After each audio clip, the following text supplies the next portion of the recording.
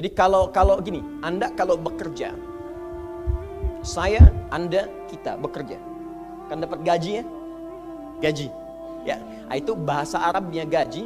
Sekarang ada yang menyebut ratib. Ratib. Pokoknya disebut ujrah. Pokoknya yang harus dibayar. Makanya kalau Anda ke Timur Tengah itu naik taksi, ada tulisan atasnya taksi ujrah. Ya, bukan punya si ujrah. Nanti kalau ke Mekah naik taksinya punya si ujrah, si ujrah punya banyak taksi. Ya, bukan. Itu taksi bayar, bukan gratis, bukan free. Jadi begitu Anda keluar menggunakan jasanya, bayar, berikan pokok dari jasa yang telah dia kerjakan. Perhatikan baik-baik, teman-teman sekalian. Ketika Anda bekerja dalam urusan dunia, Anda mendapatkan ujrah. Nih bayar 10 dinar, 10.000 rupiah, sekian, sekian, sekian. Ketika Anda kerjakan untuk misi akhirat supaya bekal untuk pulang, bukankah 10 juta ditabung, tabung, bikin rumah kan? Beli pakaian yang elok, beli kendaraan. Sama persis Anda sholat itu diberikan juga bayarannya, diberikan juga pokok pemberiannya. Anda puasa diberikan pokoknya, baca Al-Quran dikasih bayarannya. Namanya pahala. Dalam bahasa Al-Quran disebut ajrun namanya. Dunia ujrah, akhirat ajrun. Lahum ajrun ghairu mamnun. Ajrun. Berapa ukurannya? Minimal 10. Turun Quran surah ke-6 ayat 160. Ya, kita keluarkan supaya terukur. Ya. Setiap pekerjaan dunia menjadi nilai akhirat punya poin. Pekerjaannya disebut hasanah namanya. Ya. Amal solehnya disebut hasanah. Siapa yang mengerjakan di dunia pekerjaan punya nilai akhirat, amal soleh namanya hasanah. Setiap hasanah punya poin 10. Man jaa bil hasanati falahu asyru amthaliha. Siapa yang mengerjakan perbuatan di dunia dan punya nilai akhirat, bekerja dikerjakan karena Allah mencari yang halal. Tuliskan poinnya. Salat, tuliskan poinnya. Setiap pekerjaan 10. Hitungannya 1 keduanya 500 tahun, 2 ketiganya 500 tahun, 3 keempatnya 500 tahun. Jadi jangan menghitung 1, 2, 3 terlalu sedikit. Di hadis Muslim saya sering katakan ke masjid saja dapat 25 poin baru nyampe. Jarak 1 kedua 500 tahun. Jadi kalau ada yang tidak sholat dalam sehari, 1 kali sholat kehilangan 10 pahala kali 500 tahun. Dia kehilangan pahala 5.000 tahun. Ya, dosanya berapa? Nah, makanya sering kita bermohon begini, ya Allah, jadikan semua perbuatan duniaku punya nilai akhirat supaya ditampakkan di akhirat. Di hasanah dunia ini akan ditampakkan saat dihisab di akhirat. Makanya sering kita katakan, ya Al-Baqarah ayat 201, wa minhum may yaqulu rabbana atina fid dunya. Ya Allah, jadikan semua kegiatan duniaku hasanah. Namaku sudah hasanah ya Allah. Perbuatanku belum tentu. Ya sudah suami namanya Hasan, ya istri hasanah, anaknya Husna, ya kan? Yang laki-laki Husain, tuh. Semua kumpul, tapi kalau pekerjaannya tidak demikian menjadi amal soleh, nggak terkumpul ini. Ya, dan akhirat pun nampakkan lagi hasanahnya. Maka diteruskan ayatnya, wa fil akhirati hasanah. Makanya saat di akhirat itu ditampakkan, famay ya'mal mithqala dzarratin khairan yarah. Ya, makanya kalau mau mithqal, yang khairan yarah. Jangan yang syarran yarah. Ya, pada yang baik-baik, miskol tahajud, miskol untuk baca Quran, ya, miskol untuk bisa tilawah, miskol untuk mengingatkan puasa sunnah, itu khairan yarah. Ya, miskol pada yang tidak bagus tinggalkan, itu syarran yarah. Ini balik sini. Maka dapat kita nilai ini kembali kepada Allah, kumpulkan semua ini. Tinggal nanti tergantung Anda mau punya rumah di yang mana daerahnya. Komplek yang elit di Indonesia, di sini Jakarta ada Pondok Indah. Ada beberapa tempat-tempat yang lainnya, elit kalangannya, Menteng dan seterusnya. Maka di surga pun ada komplek yang elit-elit. Ada Firdaus, ada surga Aden, ada macam-macam. Tinggal Anda cari bekal yang serius, turunkan kemudian ke bumi. Cuman sayang, dari sekian waktu yang Allah berikan disebut dengan ajal, menjadi batasan kita untuk beramal. Setiap kita dibatasi oleh waktu. Seperti Anda pun bekerja dunia, bukankah ada waktunya? Waktu produktif untuk bekerja, setelah itu ada masa pensiunnya. Dalam bahasa Arab, sesuatu yang kita kerjakan dengan batas dan setelah hilang batasnya, selesai aktivitasnya, disebut dengan ajal namanya. Maka Allah membuat ketentuan, kita pun tidak abadi di bumi. Setiap kita punya batas waktu. kalau selesai dinas kita dan pulang kita untuk mempertanggungjawabkan semua yang kita kerjakan di sini. Maka turun Quran surah ke-7 ayat 30 berapa? 4 untuk menggambarkan ini. Walikulli ummatin ajal fa idza jaa ajaluhum la yastakhiruna sa'atan wa la yastaqdimun. Setiap umat seluruhnya tanpa kecuali itu pasti punya batas waktu untuk beraktivitas dan selesai pulang. Aktivitas kita ketika bergerak mencari kehidupan ma'isyah, pekerjaannya disebut dengan asya. Diingatkan kalau harakat fathah turun ke bawah kasrah artinya selesai harakatnya, hilang pekerjaannya. Dari asya menjadi isya. Setiap hari diingatkan kita dengan sholat isya. Hei, seaktif-aktifnya Anda, sesibuk-sibuknya akan selesai semua itu. Dan semua kita akan pulang. Bukankah setelah isya kita terpejam? Itu kan latihan. Makanya dalam doa saat akan tidur jadi disebutkan bisikallahumma amutu wa ahya. Ada riwayat lain ahya wa amut. Riwayat populernya amutu wa ahya. Mungkin malam ini saya pulang, saya meninggal. Makanya saat kita bangun dari tidur kita ucapkan alhamdulillahilladzi ahyana ba'dama. Ada maknya, sementara aja.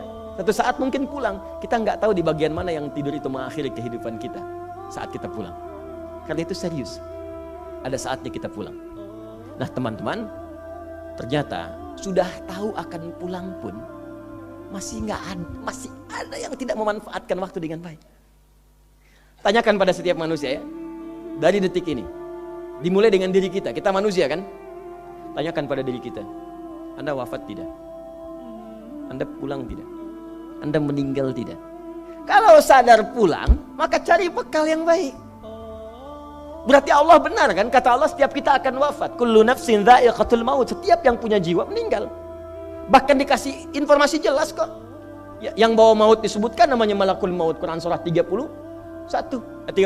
ayat ke-11. Qul yatawaffakum malakul mautil ladzi wukkila bikum. Disebutkan.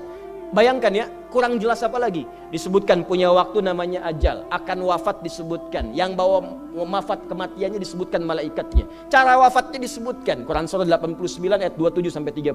Ya ayyatuhan nafsul mutmainnah, itu yang tenang, yang dahsyat dipukulin malaikat juga ada. Ya, Quran surah 8 ayat 50 itu ada sambil dipukulin malaikat. Ya. Maaf teman-teman sekalian, ini sudah jelas semuanya. Jadi aneh manusia itu.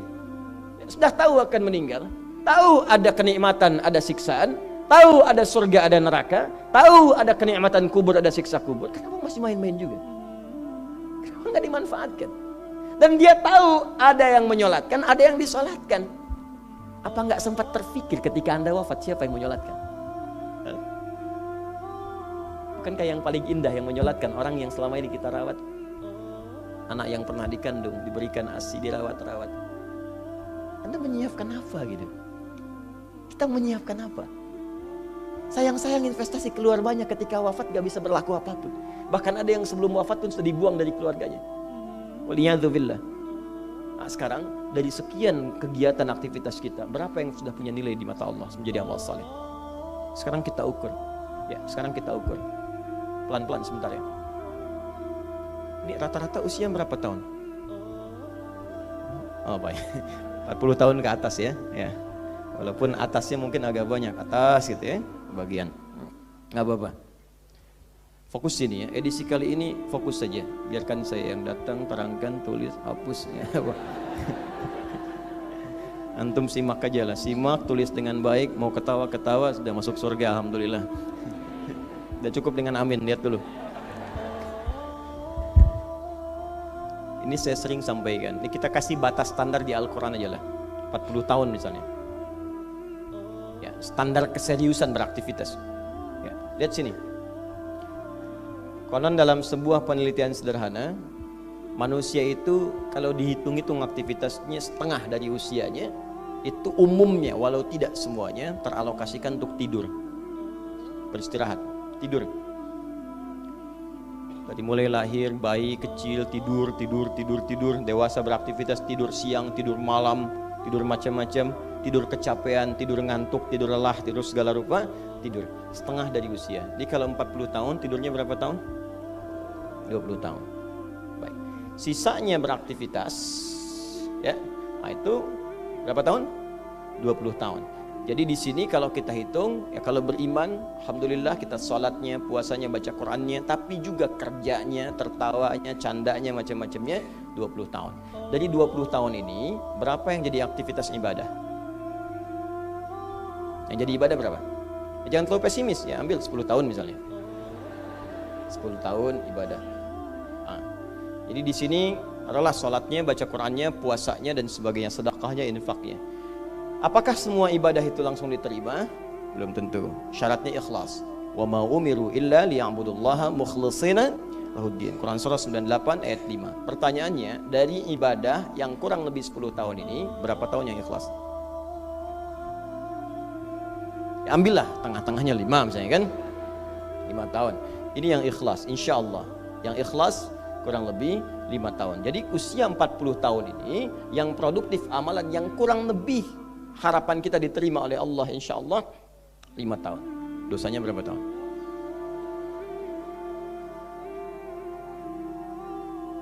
Dan masih bisa tertawa.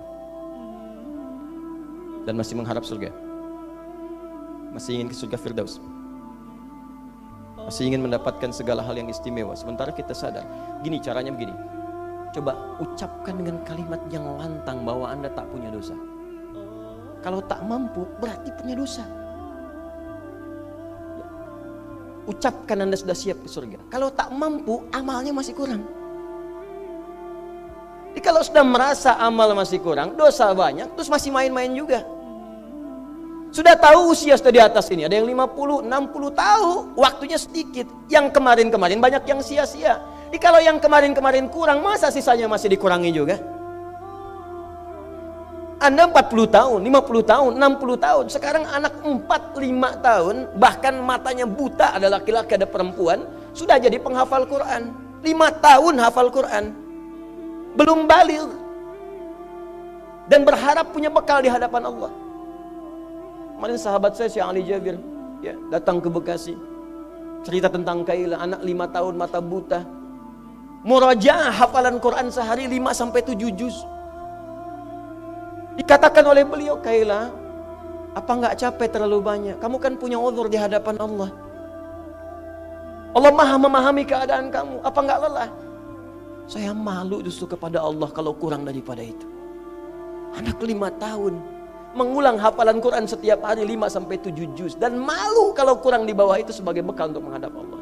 Anda diberikan kesempatan sampai lebih daripada 50 tahun. Lebih daripada 40 tahun. Lebih daripada 20 tahun. Dan sampai kesempatan itu sampai hari ini pun untuk baca pun belum punya waktu. Dan Anda mengharap surga, Anda siapa?